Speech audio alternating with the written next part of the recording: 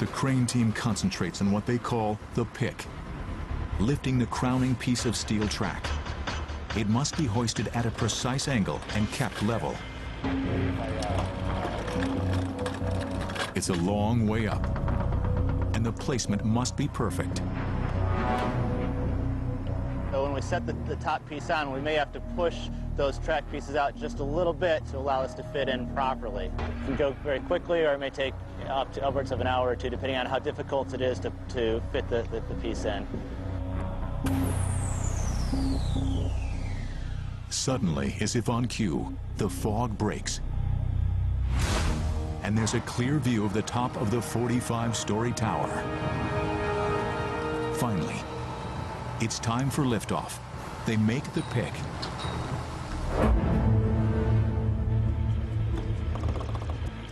Everyone watches and waits. The fit must be exact. It's a game of inches.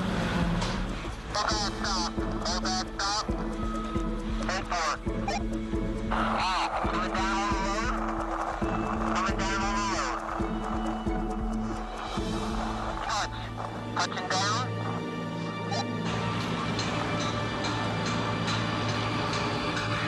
The Eagle has landed.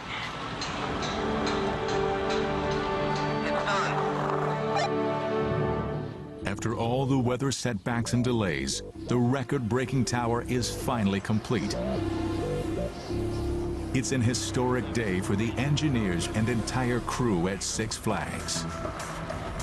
They picked it quickly, they set it in, and they were able to make it up very, very quickly. Much faster than I thought. I actually thought it would take a lot longer. But there's no time to celebrate. It's now only 3 months to opening day. The crews shift into overdrive to finish off the track and begin testing the coaster.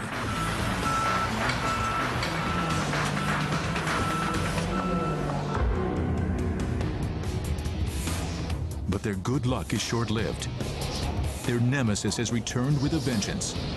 Another bitter storm blows in and dumps 2 feet of snow on the job site. Instead of firing up the cranes, workers fire up the snowplows, and another day goes to waste.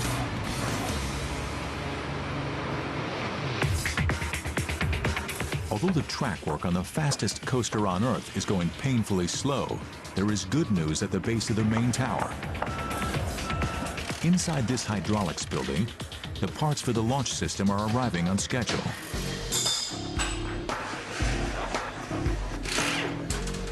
It's like Christmas again for the mechanics, as they begin piecing together the components to the most powerful hydraulic launch system in roller coaster history. Building the highest coaster in the world is a huge feat. But the real challenge is breaking the speed record. That's enough.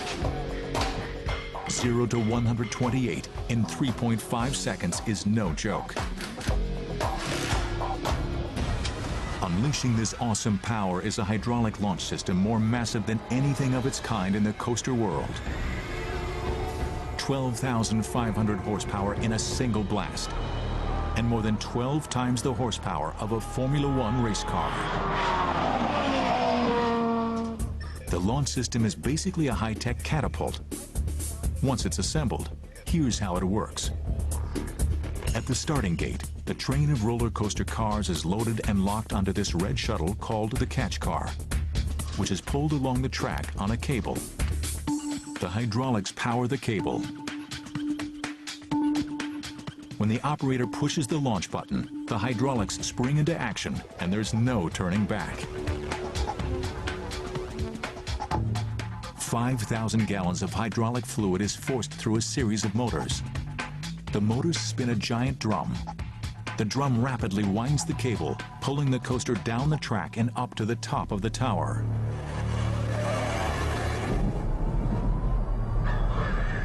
The engineers like to think of the hydraulic system that powers the launch like a big squirt gun. I like to think of it sort of like the world's biggest super soaker system. A super soaker works when you pump the handle and you put high pressure air into that little tank, and you pull the trigger and the air blasts the water out. With a price tag of about $5 million, that's one expensive super soaker. After a few weeks of tinkering, the launch system morphs into a giant mechanical spider. Massive hoses sprawl out of the drum and motors, connecting to the hydraulic fluid reservoirs. It's slow going, but if they don't get every connection right the first time, they'll have to take it apart and start all over again. But they're still waiting for delivery of the most important component of the hydraulic system, the massive accumulator tanks. They are the heart of the ride, pumping hydraulic fluid through the motor to supercharge the coaster to record-breaking acceleration. Accumulators are like the heart of the ride. It's kind of like the way a heart pushes the blood around through the body. The accumulator pushes the hydraulic fluid through the motor so we can get the launch up to speed. Got it? That's good. The mechanics are getting nervous. The tanks should have come 2 days ago, but the trucks are running behind schedule due to the heavy snowstorm. But on the third day, they're back in business. The trucks have arrived with the accumulator tanks. The hydraulics are about to get a serious power boost. But first, they have to get them inside. Each of the 4 accumulator tanks weighs a whopping 40,000 pounds and must be hoisted out of the trucks by a heavy-duty crane.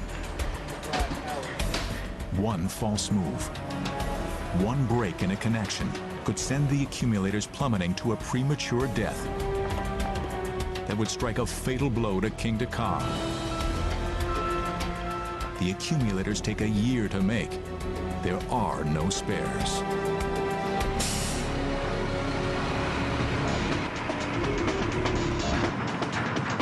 It takes all day, but at last the accumulator tanks are in place. And the countdown to the most powerful roller coaster launch in history has begun. I've never dealt with a hydraulic system like this. It's a relatively new system they must quickly master to eke out every last drop of acceleration. They must ensure that every component of the launch system, the track and the cars, can handle the stress.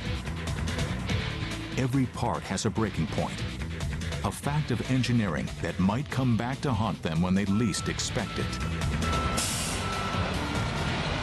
With the accumulators in place, they are poised to begin the next phase, the test launch of Kingda Ka.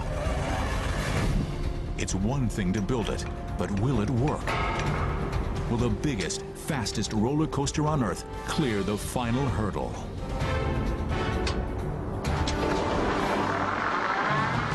Ultimate Roller Coaster will return on Megastructures. Welcome back to Megastructures Ultimate Roller Coaster. February 15th, 2005. Overcoming one of the most severe winters in the history of the eastern U.S., the crew building Kingda Ka, the world's tallest, fastest roller coaster, has finally bolted the last piece of track into place. But the delays have come at a cost. They're over budget and weeks behind schedule. Opening day, April 23rd, is approaching fast.